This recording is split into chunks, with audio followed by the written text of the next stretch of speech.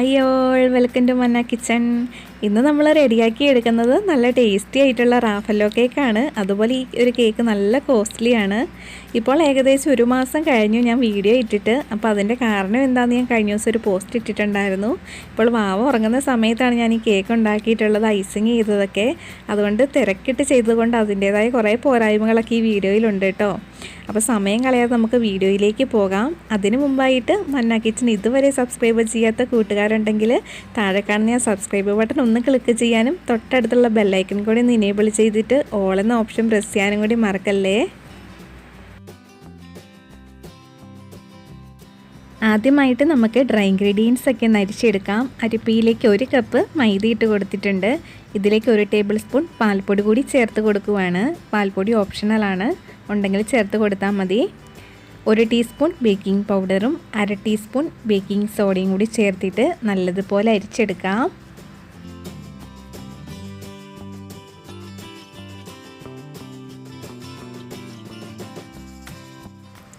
അടുത്തതായിട്ട് ഞാൻ 1/2 കപ്പ് ബദാം എടുത്തിട്ട് മിക്സിയിൽ പൊടിച്ചെടുത്തതാണ്. 1/2 കപ്പ് ബദാം പൊടിച്ചെടുക്കുമ്പോൾ കറക്റ്റ് 1/4 കപ്പാണ് കിട്ടുന്നത്. ഇത് ഈ മൈദയിലേക്ക് ഇട്ടിട്ട് രണ്ടും കൂടി നല്ലതുപോലെ മിക്സ് ചെയ്തെടുക്കാം. മൈദയും ബദാം പൊടിച്ചതും കൂടി ഇവിടെ നല്ലതുപോലെ മിക്സാക്കി എടുത്തിട്ടുണ്ട്. ഇത് നമുക്ക് മാറ്റി വയ്ക്കാം. അടുത്തതായിട്ട് ക്ലീൻ ആയിട്ടുള്ളൊരു ബൗൾ എടുത്തിട്ടുണ്ട്. ഈ ഒരു കേക്കിലേക്ക് 4 മുട്ടയാണ് ചേർത്ത് കൊടുക്കുന്നത്. മുട്ടയുടെ വെള്ളയും മഞ്ഞക്കരും ഒന്ന് സെപ്പറേറ്റ് ചെയ്തെടുക്കണം. അങ്ങനെ മുട്ടയുടെ വെള്ളയും മഞ്ഞക്കരും ഇവിടെ സെപ്പറേറ്റ് ചെയ്തെടുത്തിട്ടുണ്ട്. അടുത്തതായിട്ട് മുട്ട വെള്ളയിലേക്ക് 1 പിഞ്ച് ഉപ്പിട്ട് കൊടുത്തതിന് ശേഷം ഇലക്ട്രിക് ബീറ്റർ വെച്ചിട്ട് നല്ലതുപോലെ ബീറ്റ് ചെയ്തെടുക്കാം.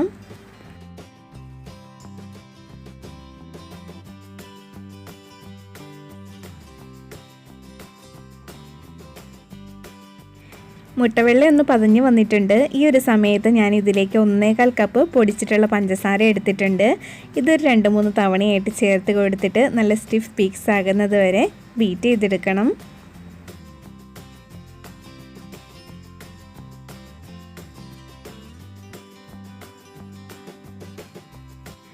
മുട്ടവെള്ളം ഇവിടെ നല്ലതുപോലെ ബീറ്റ് ചെയ്തെടുത്തിട്ടുണ്ട്. ഇത് നമുക്ക് മാറ്റി വയ്ക്കാം. അടുത്തതായിട്ട് മുട്ടയുടെ മഞ്ഞയിലേക്ക് ഞാൻ 1 ടീസ്പൂൺ ബദാമിൻ്റെ എസൻസ് ആണ് ചേർത്ത് കൊടുക്കുന്നത്. ഈ ഒരു കേക്കിലേക്ക് നമ്മൾ വാനില എസൻസ് അല്ല, ബദാം എസൻസ് ആണ് ചേർത്ത് കൊടുക്കേണ്ടത്. ഇനി ഈ ഒരു എസൻസ് ഇല്ലെങ്കിൽ മാത്രം വാനില എസൻസ് ചേർത്ത് കൊടുക്കാം. ഇനി ഒരു സ്പൂൺ വെച്ചിട്ടോ വിസ്ക് വെച്ചിട്ടോ നന്നായിട്ട് യോജിപ്പിച്ചെടുക്കാം. ഞാൻ എടുത്തിരിക്കുന്ന ഈ ഒരു എസൻസിന് കുറച്ച് കളറുള്ളത് കൊണ്ട് സ്പോഞ്ച് കേക്കിന് ഒരു മഞ്ഞ കളറാണ് കിട്ടിയിരിക്കുന്നത്.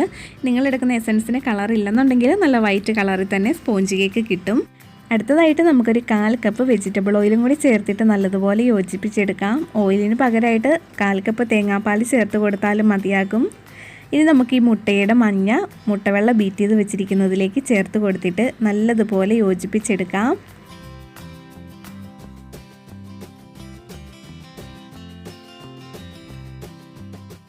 മുട്ടവെള്ളയും മഞ്ഞയും നന്നായിട്ട് യോജിപ്പിച്ചെടുത്തിട്ടുണ്ട്. അടുത്തതായിട്ട് നമുക്ക് ഡ്രൈ ഇൻഗ്രീഡിയൻസ് 2-3 തവണയായിട്ട് ചേർത്ത് കൊടുത്തിട്ട് നന്നായിട്ട് യോജിപ്പിച്ചെടുക്കാം.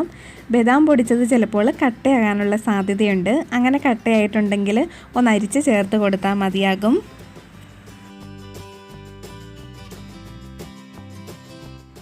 കേക്കിനുള്ള ബാറ്റർ ഇവിടെ റെഡി ആയിട്ടുണ്ട്. ഇത് ബേക്കിംഗ് ടിന്നിലേക്ക് ഒഴിച്ചു കൊടുക്കാം. ഞാനിവിടെ 8 ഇഞ്ചിൻ്റെ ബേക്കിംഗ് ടിന്നാണ് എടുത്തിരിക്കുന്നത്. ടിന്നിലേക്ക് കുറച്ച് ഓയിൽ ഒഴിച്ചൊന്ന് സ്പ്രെഡ് ചെയ്തതിന് ശേഷം ബട്ടർ പേപ്പർ ഇട്ട് വെച്ചിരിക്കുന്നതാണ്. ഈ ഒരു കേക്കിൻ്റെ ബാറ്റർ നമുക്ക് കുറച്ച് തിക്കായിട്ട് തോന്നും, അത് കുഴപ്പമില്ല. നമുക്ക് നല്ല സ്പോഞ്ചി ആയിട്ടുള്ളൊരു കേക്ക് തന്നെ കിട്ടും. ഇനി കൂടുതൽ തിക്കാണെന്ന് തോന്നിയാൽ ഒരു 1/4 കപ്പ് തേങ്ങാപ്പാലും കൂടി ഒഴിച്ചിട്ടൊന്ന് ലൂസാക്കി എടുത്താൽ മതി. ഇനി എയർ ബബിൾസ് എന്തെങ്കിലും ഉണ്ടെങ്കിൽ പോകാൻ വേണ്ടിയിട്ട് ടിന്നൊന്ന് ടാപ്പ് കൂടി ചെയ്ത് കൊടുക്കാം. ഞാൻ ഈ കേക്ക് ഓവനിലാണ് ബേക്ക് ചെയ്തെടുക്കുന്നത്. 180 ഡിഗ്രി സെൽഷ്യസിൽ 10 മിനിറ്റ് പ്രീ ഹീറ്റ് ചെയ്തിട്ടുള്ള OTG ഓവനിൽ 40 മിനിറ്റാണ് ബേക്ക് ചെയ്തെടുക്കുന്നത്.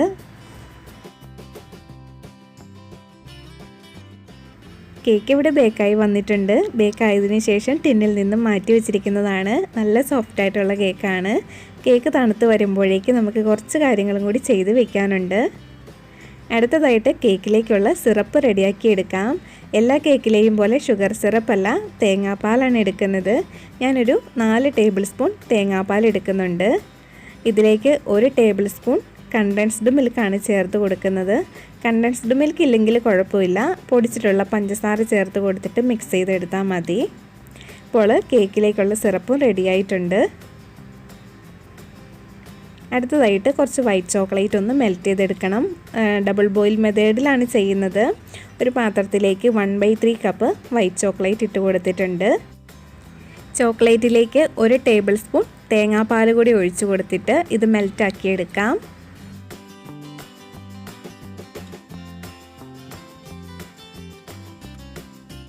ചോക്ലേറ്റ് മെൽറ്റായി വന്നിട്ടുണ്ട്. ഇതൊന്ന് തണുത്ത് വരട്ടെ. അടുത്തതായിട്ട് റൂം ടെമ്പറേച്ചറിലുള്ള 100 ഗ്രാം ക്രീം ചീസ് എടുത്തിട്ടുണ്ട്. ഇത് നല്ല സോഫ്റ്റ് ആകുന്നത് വരെ ഒന്ന് ബീറ്റ് ചെയ്തെടുക്കാം. ക്രീം ചീസ് ഇല്ലെങ്കിലും കുഴപ്പമില്ല, വിപ്പിംഗ് ക്രീം മാത്രം വെച്ചിട്ട് ഐസിങ് ചെയ്താലും മതി. ക്രീം ചീസ് നല്ല സോഫ്റ്റായി വന്നിട്ടുണ്ട്. ഇനി നമ്മൾ നേരത്തെ മെൽറ്റ് ചെയ്ത് വെച്ചിട്ടുള്ള വൈറ്റ് ചോക്ലേറ്റിൻ്റെ ഒരു മിക്സ് ഒഴിച്ച് കൊടുത്തിട്ട് ഒന്നും കൂടി ഒന്ന് ബീറ്റ് ചെയ്തെടുക്കാം.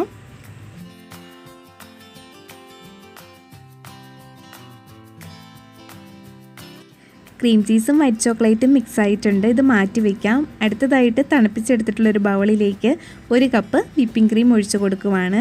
ഞാൻ റിച്ചിൻ്റെ വിപ്പിംഗ് ക്രീമാണ് എടുത്തിരിക്കുന്നത്, അതുകൊണ്ട് പഞ്ചസാരയൊന്നും ചേർത്ത് കൊടുക്കുന്നില്ല.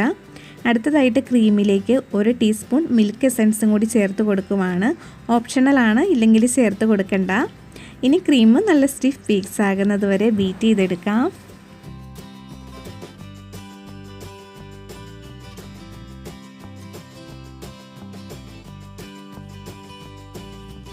ക്രീം നല്ല സ്റ്റിഫ് പീക്സ് ആയിട്ട് വന്നിട്ടുണ്ട്. അടുത്തതായിട്ട് ഞാനൊരു 1/2 കപ്പ് ഡെസിക്കേറ്റഡ് കോക്കനട്ട് എടുത്തിട്ടുണ്ട്. ഇത് ക്രീമിലേക്ക് ചേർത്തിട്ട് ഒന്നും കൂടി ഒന്ന് മിക്സ് ചെയ്തെടുക്കാം.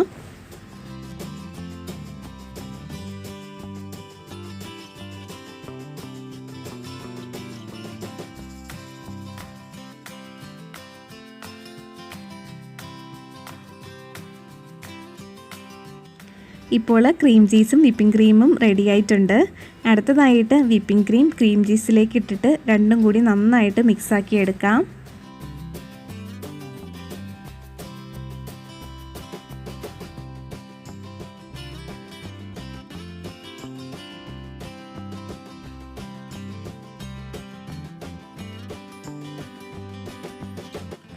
ക്രീം ചീസും വിപ്പിംഗ് ക്രീമും കൂടി നന്നായിട്ട് മിക്സാക്കി എടുത്തിട്ടുണ്ട്. ഇനി നമുക്ക് കേക്ക് ഫ്രോസ്റ്റിംഗ് ചെയ്യാം. ഒരു കേക്ക് ബോർഡ് എടുത്തിട്ടുണ്ട്. അതിന് മുകളിൽ കുറച്ച് ക്രീം ഒന്നാക്കി കൊടുക്കാം. ക്രീം ആക്കി കൊടുത്തതിന് ശേഷം ആദ്യത്തെ ലെയർ കേക്കും കൂടി വെച്ച് കൊടുക്കാം. കേക്കിന് മുകളിൽ തേങ്ങാപ്പാൽ ഒഴിച്ച് കൊടുക്കാം. ഞാൻ ഈ കേക്ക് 3 ലെയറായിട്ടാണ് കട്ട് ചെയ്തെടുത്തിട്ടുള്ളത്. കട്ട് ചെയ്യുന്ന വീഡിയോ എടുത്തിട്ടില്ല. തേങ്ങാപ്പാൽ ഒഴിച്ച് കൊടുത്തു കഴിഞ്ഞാൽ ആദ്യത്തെ ലെയർ ക്രീം സ്പ്രെഡ് ചെയ്ത് കൊടുക്കാം. ആദ്യത്തെ ലെയർ കേക്കിന് മുകളിൽ ക്രീം സ്പ്രെഡ് ചെയ്തിട്ടുണ്ട്. ഈ ക്രീമിന് മുകളിൽ ബദാം ചോപ്പ് ചെയ്തതോ വൈറ്റ് ചോക്ലേറ്റോ ഡെസിക്കേറ്റഡ് കോക്കനട്ട് ഒക്കെ ഇട്ട് കൊടുക്കാവുന്നതാണ്. ഇനി രണ്ടാമത്തെ ലെയർ കേക്ക് വെച്ച് കൊടുക്കാം. അതിന് മുകളിൽ തേങ്ങാപ്പാൽ ഒഴിച്ചതിന് ശേഷം ക്രീം സ്പ്രെഡ് ചെയ്ത് കൊടുക്കാം.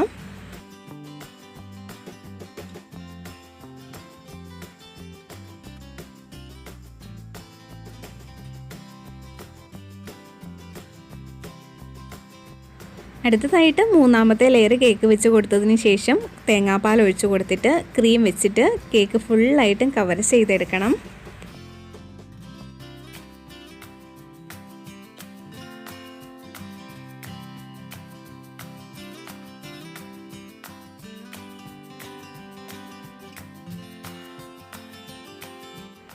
അങ്ങനെ ക്രീം വെച്ചിട്ട് കേക്ക് ഫുള്ളായിട്ടും കവർ ചെയ്തെടുത്തിട്ടുണ്ട്. അടുത്തതായിട്ട് എടുത്തിരിക്കുന്ന ഡെസിക്കേറ്റഡ് കോക്കനട്ട് ആണ്. ഈ ഡെസിക്കേറ്റഡ് കോക്കനട്ട് വെച്ചിട്ട് കേക്ക് ഫുള്ളായിട്ടും ഒന്നും കൂടി ഒന്ന് കവർ ചെയ്തെടുക്കാം.